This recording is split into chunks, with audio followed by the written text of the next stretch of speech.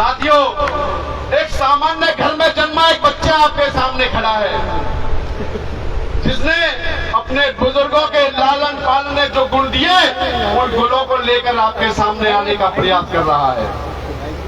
मैं अच्छा खा कमा रहा था, अपना व्यापार कर रहा था, रोजी रोटी कमा रहा था, सक्षम था, शिक्षित हूं, पढ़ा लिखा हूं।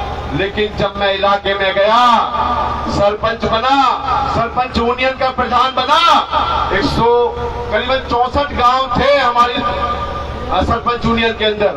हर गांव के सरपंच से मेरा संबंध था, सबसे मैंने पता किया क्या क्या गांव में समस्या है। धीरे धीरे रूटीन में चलती रही, 5 से 6 साल रूटीन में रहा, तो मुझे लगा कि समाज को आगे बढ़ने की जरूरत है।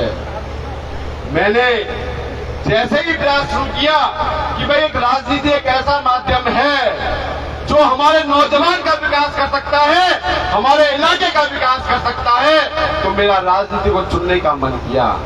जब मैंने किसी काम को करने से पहले अध्ययन किया जाता है, और मैंने अध्ययन किया तो मेरी समझ में आया कि पृथला की जनता तो भोली भारी जनता है, जिसे लोगों ने लूटा है।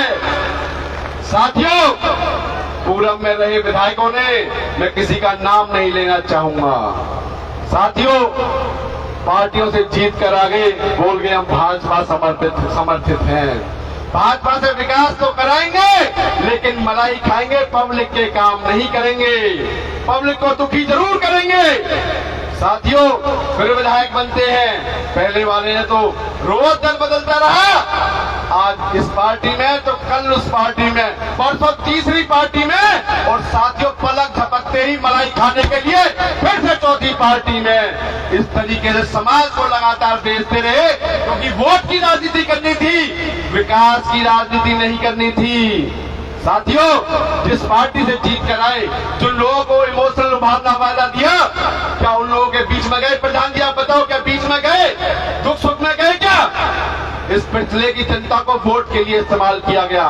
उसके बाद मौजूदा विधायक जी आए, साथियों रोकर पीट कर, इमोशनल होकर पूरी जनता को बहकाने का और लूटने का काम किया। 5 साल में हमारा पिछला जो निखरता हुआ उभरता पिछला था, उसको पट्टे खाते लगा दिया। रोडों के गड्ढे देख लो, टूटी हुई चौपालें देख लो, ओवरफ्लो होते हुए चोर देख लो, किसी ने काम नहीं कराया। जैसे एक दादा को अपने पोते का टीस होता है ना, ये बेटा नौकरी क्यों नहीं लगा, वो टीस मैंने समझा, पिछले का दर्द मैंने समझा, और मैं निकल गया अपनी राजनीतिक लड़ाई लड़ने के लिए कि मेरे पिछले का भला कैसे होगा। साथियों, मेरी समझ में सरपंची के बाद मैंने बीजेपी समर्थित था। बीजेपी पार्टी मेरी समझ में आई कि एक ऐसी पार्टी जो गरीब का कल्याण करने के लिए समर्पित है, आम आदमी की समस्या का समाधान करने के लिए समर्पित है। चाहे फ्री में राशन देने की बात करें, घरों पर छत देने की बात करें, आयुष्मान कार्ड स्वास्थ्य की बात करें, हर मामले में बीजेपी पार्टी सक्षम थी, देश को आगे बढ़ाने में सक्षम थी। पहले बात करते हैं पिछले के, बात करें नारी सशक्तिकरण की, खुले में शौच से मुक्ति दिलाना, इलेक्शन में उसका पक्का करना, उसका स्थान। बात करें अपनी ड्रोन दीदी की, बात करें लखपति दीदी की, ऐसी योजनाएं बीजेपी पार्टी की लगातार चलती रही है, मैं लगातार उनका अनुसरण करता रहा। साथियों, बात करें आगे चल के अपने नौजवान के रोजगार की, हमारे इन विधायकों ने पिछले के नौजवान के लिए रोजगार के लिए क्या किया? इतने नौजवान भरपूर मात्रा में बैठे हैं कि साथियों कोई बता सकता है? कोई नहीं बता सकता, कुछ किया ही नहीं है। जब इंडस्ट्री का सबसे अधिक पार्ट पिछले के अंदर है, तो इंडस्ट्रियों में अपना आरक्षण क्यों नहीं किया कि पिछले की इंडस्ट्री में काबिलियत के आधार पर 30%, 25% हमारे इलाके के बच्चे लेंगे? कर सकते थे, नहीं किया, क्योंकि वोट की राजनीति करनी थी, सत्ता की राजनीति करनी थी, पैसे कमाने थे, भोग विलासिता का जीवन जीना था। ऐसे ही है, कितने रोजगार मेले लगे हैं साथियों बताओगे? व्यापारियों से, इंडस्ट्री वालों से जेब भरने का मन तो किया, वरना उनको धमका कर ये नहीं कहा रोजगार मेरे लगाओ, सिस्टम से लगाओ, नहीं किए गए। आप सभी को मेरी बातें कंटेंट से तथ्यपूर्ण बातें हैं जो सुनते आए हो, आज भी सुननी पड़ेंगी। साथियों, भारतीय जनता पार्टी एक ऐसी पार्टी जिसका मैंने दामन चुना है। भारतीय जनता पार्टी वर्ल्ड की सबसे बड़ी पार्टी, जिसने भारत को नंबर 1 बनाने का सपना देख रखा है हमारे मोदी जी ने। साथियों, सुरक्षा के मामले में तीसरे नंबर की फौज बन चुकी है। जीडीपी के माध्यम में 5वें नंबर की सरकार बन चुकी है। हर देश भारत को विश्व गुरु के रूप में देखना चाहता है। ऐसी ताकत बनाने वाले मोदी की पार्टी में हूं, मुझे इसका बहुत बड़ा घमंड है। साथियों, बात करें हमारे मुख्यमंत्री की, खट्टर साहब ने पहले विकास कराए और अब नायब सिंह सैनी जी ने उसमें 4 चांद लगाने का काम किया। जैसे विनोद भाटी एक नौजवान विचार, नौजवान सोच है, क्योंकि मुझे पता है मेरा नौजवान मेरे साथ खड़ा है। उसी तरीके से एक नौजवान सोच नायब सैनी के आने से पूरा नक्शा बदल चुका है। बात करें 33 करोड़ का कर्जा एक कलम से माफ करने का, एक कलम से उड़ा दिया। इतने तीव्र निर्णय लेने वाला पहला मुख्यमंत्री। बात करें हरियाणा को पहला राज्य बनाने वाला, एमएसपी पर सभी फसलों को खरीदने वाला राज्य बनाया। ऐसा जनहितैषी, किसान हितैषी ऐसा मुख्यमंत्री हमारा आया। मैं अपने आप को बड़ा सौभाग्यशाली समझता हूं कि भारतीय जनता पार्टी का अंग हूं। जब मैंने अपनी यात्रा शुरू की, साथियों गर्मी ज्यादा है, समय लग सकता है, लेकिन मैं अपने शब्द कहना चाहूंगा। इतना बड़ा मेला, आप लोग इतनी अधिक मात्रा में इतने कम समय में आए हो तो सुनना तो पड़ेगा। बात करें हमारे केसरपाल जी की, उनका आशीर्वाद हमेशा रहा। जब 86 का नेशनल टूर्नामेंट था कबड्डी का, या हमारे जलालपुर का इंटरनेशनल टूर्नामेंट था। बात करें 86 के राम यज्ञ की, जहां से राजनीतिक चीज शुरू की, तो भाई साहब हर जगह आशीर्वाद देते रहे। हर राम मंदिर पर आपका एक बच्चा 100 गांवों में भगता रहा और नौजवान साथ लगते रहे। क्यों लगे? क्योंकि एक नौजवान विचारों की समझ में आया। उनकी समझ में एक बात आई कि विनोद भाटी जो स्थानीय मुद्दे हैं उन पे काम कर रहा है। वो मुद्दे हमारी बेरोजगारी का है। बेरोजगारी के लिए विनोद भाटी की टीम ने एक बिजनेस हेल्प डेस्क खोली है। उसमें मेरा कोई ज्यादा पैसा नहीं लगता, लेकिन सुझाव, सलाह, मदद, किसी को स्टार्टअप खोलना है, किसी को फैक्ट्री लगानी है, जीएसटी नंबर लेना है, किसी को बिना संपत्ति गिरवी रखे लोन लेना है, वो सारा काम मेरी बिजनेस हेल्प डेस्क की टीम करती है। क्योंकि विनोद का सपना है, आप सबका सपना है कि हमारा नौजवान काबिल बने, फैक्ट्री चलाने वाला बने, व्यापार करने वाला बने, रोजगार के पीछे दौड़ने वाला ना हो, रोजगार देने वाला बने। ये सोच कर मैंने सोच लाया। बात करें उच्च शिक्षा की, कोचिंग सेंटर फतेहपुर चला रखा है। यूपीएससी एसएससी की कोचिंग चल रही है। ऑनलाइन 355 बच्चे कोचिंग ले रहे हैं, 65 बच्चे ऑफलाइन कोचिंग ले रहे हैं। इसका लाभ तो मिल रहा है, लेकिन मैं एक दानी दाता बनकर आपके बीच में नहीं आया हूँ।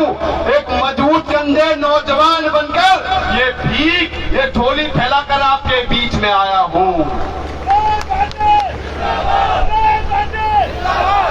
विनोद भाटी का सिर्फ एक सपना है कि पिछला क्षेत्र के 100 गांवों में से हर गांव से इंजीनियर बने तो अगले गांव से डॉक्टर भी बने, हर गांव से व्यापारी बने तो इंस्पेक्टर ही बने, तहसीलदार भी बने, बड़ी बड़ी नौकरियों पर जाए, फैक्ट्रियों के मालिक बने, वकील बने।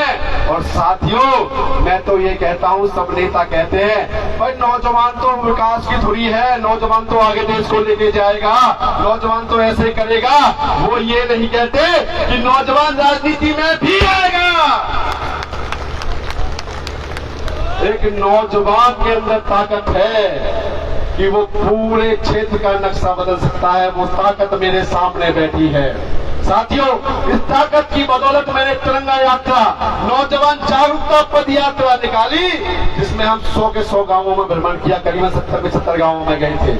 पैदल पैदल गर्मी में, तेज गर्मी में भगते रहे, लेकिन नौजवानों के कदम डगमगाए नहीं, न रुके न थके, क्योंकि एक नौजवान विचार था, एक सोच थी।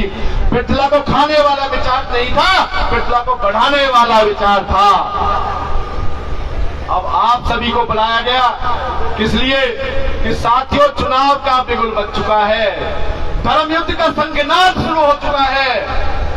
मैं अपने बुजुर्गों, अपने नौजवान साथियों के बिना ना तो कोई निर्णय ले सकता हूं, क्योंकि अब तक भी टीम विनोद की बदौलत ही मैं आगे बढ़ रहा हूं। आप सभी के सुझाव हमेशा काम आते रहे। आप सभी ने अभी अपने अपने विचार दिए, अपने अपने मत दिए। तो साथियों, क्या आप सब मुझे एक बात बताओ, क्या इलेक्शन लड़ने को तैयार हो? भारतीय जनता पार्टी से अपना हक मांगने को तैयार हो? अरे नौजवानों, ये तो बताओ कि एक नौजवान को भारतीय जनता पार्टी का टिकट मिलना चाहिए, नहीं मिलना चाहिए? आवाज नहीं आई। साथियों, हम तो भारतीय जनता पार्टी के सेवक हैं, माननीय कृष्णपाल के सेवक हैं। 3 योजनाओं से पिछले में कमल का फूल नहीं खिला है।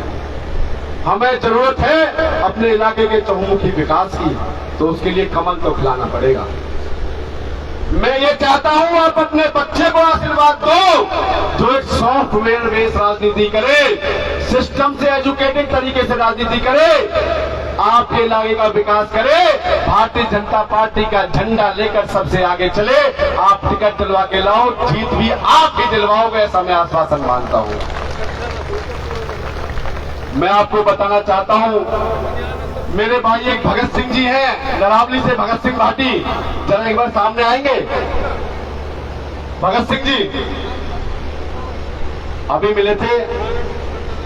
भगत सिंह जी आपके सामने आ रहे हैं। खाटू श्याम मंदिर में 15 अगस्त वाले दिन उन्होंने अपने जूतों का, चप्पलों का त्याग कर दिया है। सिर्फ एक नौजवान सोच के लिए नंगे पैर चलने को तैयार है, अंगारों पर चलने को तैयार है। बोलो भारत माता की, भारत माता की।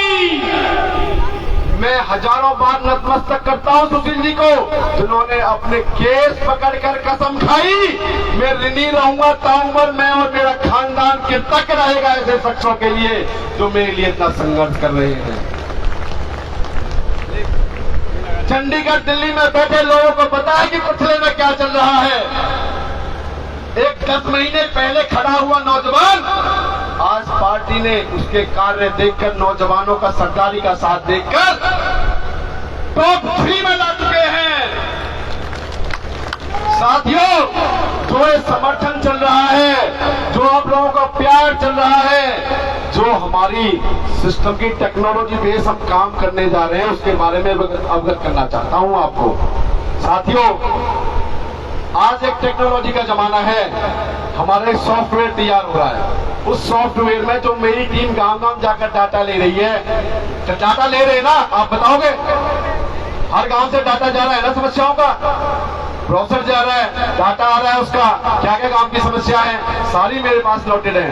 कहीं लाइट की समस्या है, कहीं पानी की समस्या है, तो एक सॉफ्टवेयर पे काम होगा, हमें सफलता मिलती है, विधानसभा पहुंचने का मौका मिलता है। तो साथियों, समस्याओं को सॉफ्टवेयर कंप्यूटर द्वारा ऑनलाइन सॉल्व किया जाएगा। एक पूरी टीम होगी जो गांव में, घर में आके समस्या का समाधान करेगी। आपको चंडीगढ़ के लिए बहकाने बहाने लगाने नहीं पड़ेंगे। जैसे सुशील जी ने बताया कि काम के लिए गया था, साहब चंडीगढ़ है, साहब तो काम से गए हैं। आपके काम के लिए अधिकारी को, टीम को और खुद नेता को गांव में आना पड़ेगा, आपके काम करने पड़ेंगे। इस तरीके से काम किया जाएगा। साथियों, विकास एक निरंतर प्रक्रिया है। विकास के लिए आपको डे बाय डे काम करना पड़ेगा, डेली काम करना पड़ेगा। इतना बड़ा सिस्टम, पंचायती राज है, एसडीओ है, एक्शन है, बीडीपीओ है, डीडीपीओ है, सीपी है, बीएसपी है, एसपी है, इंस्पेक्टर है, इस तरीके से सिस्टम काम करता है। लेकिन जब आप 3 साल तो सो रहे हो चंडीगढ़ में, शाम को 4 बजे के बाद आप बिजी हो जाते हो, तो काम कहां जाओगे? मैं आपको वादा करता हूं, विनोद भाटी 24 घंटे में से 18 घंटे तो विनोद भाटी काम करेगा और 24 में 24 घंटे उसकी टीम काम करेगी।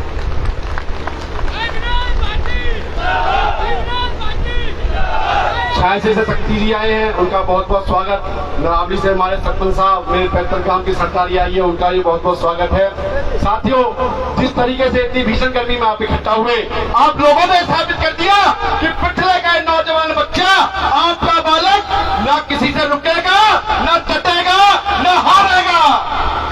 भारत माता की। विनोद, तुम आगे बढ़ो, विनोद भाटी आगे बढ़ो।